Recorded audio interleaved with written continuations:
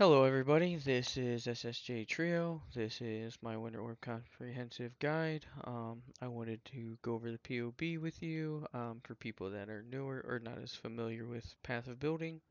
So they're not confused or lost on what you're doing. I figured this would be a great way to help a newer player that might want to play see exactly what they're doing or going through. So with that said, we can see the tree here. You can zoom in or out with using your middle mouse wheel. I'm sure most of you know that. Um, you can change what tree you're on down here. Go through the leveling section the best you can. Follow it. Obviously, you don't have to follow things to a T. Do what's more comfortable for you. If you need more life, or you feel like you're lacking damage, or you need to come down here to grab that strength or dex node because you're lacking on strength or dex, all that's fine. Do what you need to make it work. That's just a general layout to follow. The final tree is for level 100 because the third cluster jewel setup requires all your points. You do not want to go into that before you have all your points um, because it just makes it you sacrifice too much. I mean, you could go a few points early if you wanted to drop, a little bit of life over here maybe and a little life here, but at that point you're making your character a lot squishier. With that said, if you're just trying to T16 map, that might not be an issue, but I would recommend level 100 before you fit in the third cluster. As we go over into the items, I do have drop-down menus for items that you can wear throughout the leveling process into endgame budget. These are not like you have to have, these are just, good little things that you can put on that would help you. Like Cloak of Flames is a great defensive mechanic. The Telio Sign and Barracks Grip give you a lot of damage. Replica Prism Weave is a ton of damage. You put these three on while leveling with that Winter Orb, and you're gonna just fly through stuff. Um, this you can also change the tree through this. Obviously, this shows you sockets. As you see, I didn't put anything in the jewel sockets as I was taking them leveled up. You can put whatever you need there, whether it's life, dex, and resistances, whatever you feel like your character could use at the time. And then, like I said, we have the final tree. Um, this is not the absolute min-max. This is just really, really good gear. Um, Mr. Nine Lives character has the absolute min-maxed setup. You're talking, like a 10 mirror setup.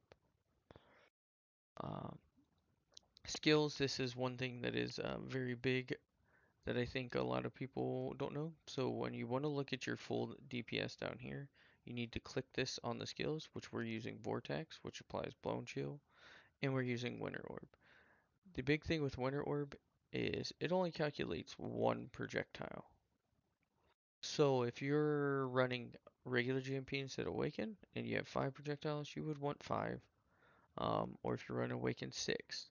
The big thing is with the extra projectiles, Winter Orb has a breakpoint, which you can see over here in your calculations. Area of Effect. To hit on all 6 consistently, you would need about 140%, about 125, 130% for 5 projectiles to consistently overlap. So you can always get more or less depending on what you need. As you can see, like this gives you 66% with 11 power charges. Um, you can obviously get another power charge to get more. You can put in another vast power to get more. You can change up any of your jewels, like whatever you need to get more or less. More AoE is not a bad thing. It makes your clear feel better as well. As far as configs go, this is another thing that I think some people could use a little assistance with, like power charges. We obviously use power charges. We're going to be on max all the time because we generate them on critting. Frenzy charges, this is dependent on if you want boss damage or mapping damage. If you don't have the chest, you're not going to have frenzy charges up on boss. But if you have the chest, you're going to have frenzy charges up. Um, Now that's for like pinnacle bosses, but like standard boss, if you kill and you go into the map, your charges last 12 seconds. you're gonna have the charges on a T16 standard boss. Onslaught's the same way. It's on kill. Um, on a standard map boss, you're probably gonna have Onslaught up. On a Pinnacle boss, more than likely not, unless you have a Mage Blood, but that's a whole nother setup. Tailwind is on crit, so if you have Tailwind boots, it's always going to be up. If you don't have the Tailwind boots, obviously don't mark Tailwind. Elusive's going to be up 100% of the time. Um, the effect of elusive does not change like our damage or anything. It's literally just how much movement speed and damage reduction we have on how much effect we get of it. Are you leeching? That's going to be dependent on what node you take, how beneficial that is. Like if you have damage leeching on gloves, that's going to give you more damage. Flask active, that's dependent on gear as well. Like if you have a belt that says like you're using the replicas and it says oh flask active, you click that. That'll help you get the damage for that. Are you on consecrated ground? If you're running Bottled Faith or Zealotry, you're always going to be on Consecrated Ground because you're creating Consecrated Ground every time you crit on an enemy or one Bottled Faith goes off. Have you crit recently? Yes, you crit eventually 100% of the time. You will have 100% crit, so you will constantly crit. As for effective DPS, chill. We get that from skitterbots, but even if you are not running skitterbots, you are going to get the max effect to chill just for the sheer amount of damage and times we were hitting. Is the enemy frozen? Outside of Uber bosses, we can freeze all enemies. Like you can even if you like put down your curses and everything, you can actually technically freeze the pinnacle bosses. They have the ability not to be frozen, but they still count as frozen. Is the enemy shocked? This is dependent on if you're using the skitter bots or not. If you are, enemy is going to be shocked as they shocked. If not, you can unclick that. Also, if you do unclick that, you notice the damage doesn't change. You have to actually go over to your skills, to the skitter bots, and turn the skitter bots off for the shock effect to drop. Alright, back over into configurations. Unnerved, this is going to be dependent on if you have unnerved on your gloves items. So if you go over to your gloves and you have the chance to unnerve on hit, if you do have that, check this. Enemy on consecrated ground, we're running zealotry. Enemies on consecrated ground. Type of boss you're fighting. So like if you're doing just want to see map, this is just map trash, your kind of map damage. This would be for your like T16, your Conqueror boss. Pinnacle Guardian bosses would be for uh, any endgame boss. So like Shaper, Elder, Uber Elder, Searing, all of them. Um, and obviously Drox in them. This is your like Guardian Pinnacle bosses. Your standard bosses is your map boss. Uber boss, obviously, that's the Uber version of the Pinnacle bosses. With that being said, we also have a note section that I went through pretty extensively for you. For key bindings, quality of life, um, void batteries, badge of brotherhood, like what gear to get, the jewels for the reason for them, the cluster jewels, um, and by no way, vast power is obviously a mandatory on the area cluster. BC is like quality of life. On crit strike cluster, I should actually change this and I will update this. Pressure points is the mandatory one. Quick getaway isn't. Quick getaway is more of a quality of life. You try to basically get those two, but any combo of them are good. Pressure points is just the best.